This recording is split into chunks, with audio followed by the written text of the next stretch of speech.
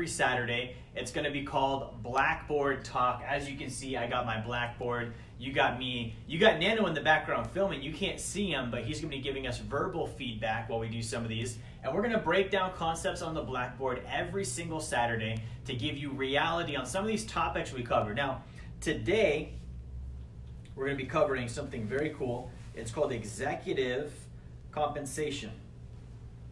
Okay, executive compensation. We did a course on this last night.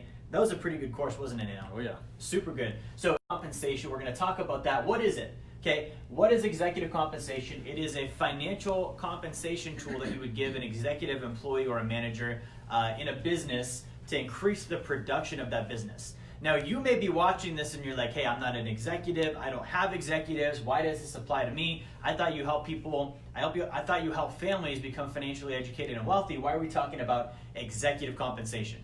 So I'm going to share with you this. It's what's called a family office. Now, you may not be here today in this exact spot, but I want you to imagine a time where you have so much wealth going on that you actually have to hire employees to help you manage it. Okay, that's a family office. This was started by John D. Rockefeller in the late 1800s. The idea of a family office, he didn't actually have financial advisors.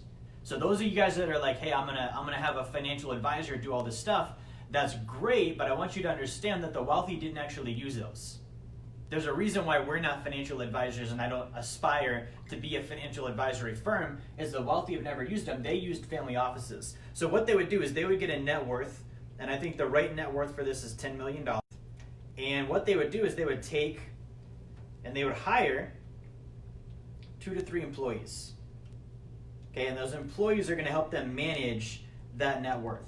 Okay, so you have 2 to 3 employees. These people are helping you with bookkeeping. They're helping you manage properties. They're helping you run the show. And that's allowing you to really build and grow your wealth.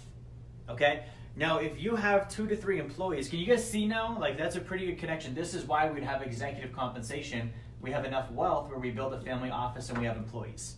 Now, if you had employees, you really want to make sure that you treat them well, they stay around. They're not just helping minuscule stuff, they're helping you build your family's legacy and your wealth. And so you want to make sure that A, they're very high level people, they're ethical, they're committed to you and your family, they've got your best interests in mind. But B, if I had a job where I was helping someone else build their wealth and I had no taste of my own wealth, I might start to get kind of sour over that. Would you agree with that, Nano? 100%. You'd be like, all right, this is really cool, but when do I get to do some of this? So if you're a smart employer at this point, you're going to set up executive compensation. This is a level, by the way, on our blueprint where you start out, you become accredited, you start building, and you do get to that $10 million net worth, and then we're going to help you build a family office. And that's where you hire these people, and you're gonna compensate them with a sacred account. Okay, so a sacred account. What is this going to look like? So if you have a sacred account in place and you're paying these employees with that account, here's what you're doing with that. You're setting up your account, and you're going to have it to where your company is the owner. So you have a sacred account right here. Okay, so your company is the owner. You, right? And then you have the employee, which is the insured. We have the insured. That is your employee.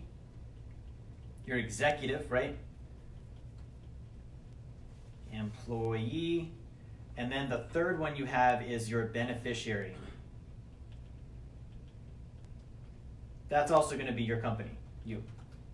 Okay? So if I have this set up, executive compensation, the company is going to take money on behalf of the employee as a bonus. They're going to contribute it to this account, okay? So the company is sending money into this account on behalf of the employee as a bonus based on their production. Now, if I have a family office and I'm building with me, first one is passive income, actual cash flow. The second one is the net worth, okay? So if I'm hiring an employee, they're going to be based on how much they help grow my cash flow, how much they build my net worth, right? So I'm going to look at, all right, well, I'm building my net worth, I'm building cash flow, this employee's helping. I'm going to have a bonus that I pay into their sacred account for them.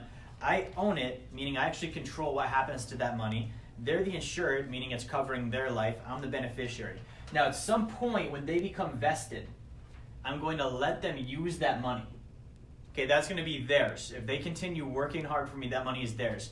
And I can be investing it on their behalf. I can be putting their account into some of my deals, into some of my investments, so that they have some skin in the game and they're seeing the growth too, right? So there's a benefit there for them. Now I'm gonna pay this out to them at some point, and here's what banks do, guys. Banks are using these like crazy. Bank of America, $22 billion in life insurance on their balance sheet, in cash value life insurance on their balance sheet. So I'm gonna pay them, at some point they're gonna use that money. I'm the beneficiary, which means when that employee dies, the death benefit pays back to my company. It reimburses my company for what I paid out to them. So it's a long-term investment in them, and it's a long-term investment in my corporations. They only seem to ever get richer because they're getting this tax-free death benefit every so many decades from their employee. Guy passes away, goes back to the company grows, right? So guys, this is in a nutshell executive compensation. I wanted to share that with you because it should be an aspiration for you, and you should actually do one of these for yourself first. You should be the first executive you compensate with a sacred account, and then it trickles down to your other employees and people as you're building your portfolio and building your wealth. That's all I've got for you. Really quick, I'm gonna have Nano drop a link in the comments. Go to sacredaccount.com, a link in the comments if you wanna learn more about this. Again, sacredaccount.com. And if you go to that page, what you're gonna see there is some great information about the Sacred Account, which is what we're using for executive compensation. If you watch this and it made sense and you're like, I wanna learn more about it, that's where you're gonna go to. If you go to the very bottom of that page, there's a call to action for what's called the Sacred Account Vault. From there, you can get the ins and outs. You can actually look at real policies that are actually designed, what they pan out like, what the numbers look like, how they're used. And from there, if you're like, hey, this makes sense, I don't know how to do one, I want to set up a call with Jerry, that's perfect, or with Nano. You can't set a sacred account up by yourself. You have to have a licensed agent. So if you're interested in this, you've got to work with someone. Most people aren't going to do this the right way, or they don't know how to. We do and we will. So reach out to us if you'd like to set one up. Thank you for watching. Like, share, subscribe. We'll see you next Saturday on Blackboard Talk.